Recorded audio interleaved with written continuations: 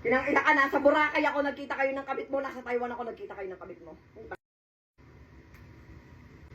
Kaya pala sinasabi ko minsan dito kayo magstay sa condo, ayaw mo. Kaya pala uwi-uwi ka lagi ng Bulacan tuwing aalis ako. Dahil sumasalisi pala kayo ng kabit mo.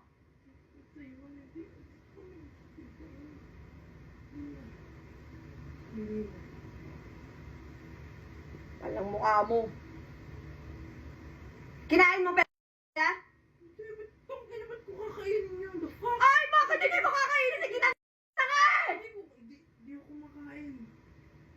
Kinanta mo na nga eh! Sabi niya pa dito, isang beses mo nga lang ako kinain eh. Kaya bihira ako umabot pag nagsisex tayo eh. Sabi pa ng kabit mo, kinakamusta nga siya lagi ni Carlo tuwing pumupunta ka dito sa condo. Ibig sabihin, may contact pa kayo, nagkikita pa kayo, kahit pinupuntahan mo na ako, sinusuyo mo na ako dito sa condo. Namon, nagkita pa kayo. And kagabi lang, galing mismo sa bibig mo, sabi mo, February kayo natapos. Hindi lang ako ang nakarinig, may witnesses ako. Kung nag-iiba ka na naman ng statement. February na pa po. Ala na nga kung kami ng February. Ang labo ng February kasi hindi na ako lumalabas nun. Hindi na ako lumalabas ng February.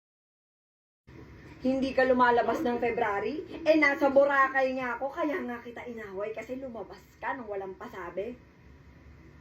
Oh, hindi ka lumalabas ng February? Ngayon, pero hindi na. Boy, huling-huli ka na naman sa sarili mong bibig. Oh, Wala. ano? Kasi pathological liar ka kasi! Hindi ako pathological liar. Liar ka! Okay na. Hindi na.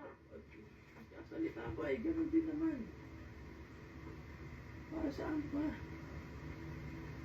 February, wala na akong anomalya. Clean na ako nun. Wala na akong ginagawang ano nun. Hindi ka clean! Wala! Never kang naging clean dahil hindi ka naman aamin sa akin na may kinanto kung hindi pa kita nahuli. Tama?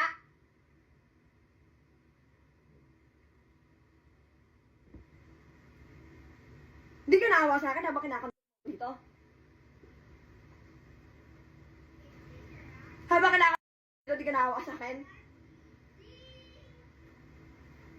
Bumalik ka dito, buhay na buhay ka na naman.